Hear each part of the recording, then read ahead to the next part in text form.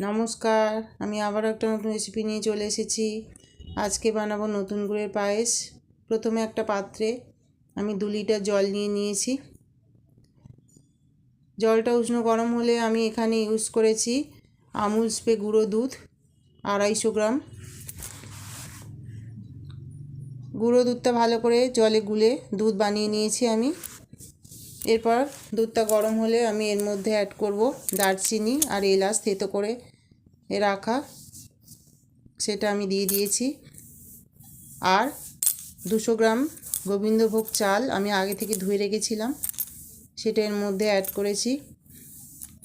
এবার একটু ফুটে উঠলে আমি এর মধ্যে অল্প নুন দিয়ে দিয়েছি। নুনটা দিলে চালটা তাড়াতাড়ি সেদ্ধ হয়। দেখো এখানে আমার চালটা সেদ্ধ হয়ে গেছে। এবার আমি আগে থেকে ভিজিয়ে রাখা কাজু কিশমিশ পরিমাণ মতো দিয়ে দিয়েছি। ভালো করে নেড়ে চেড়ে দেবো।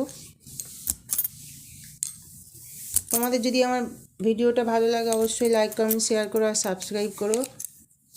আশা করব ভালো লাগবে তোমাদের ভিডিওটা। তোমরা একবার এই রেসিপিটা বানিয়ে খেয়ে দেখো, অবশ্যই ভালো লাগবে।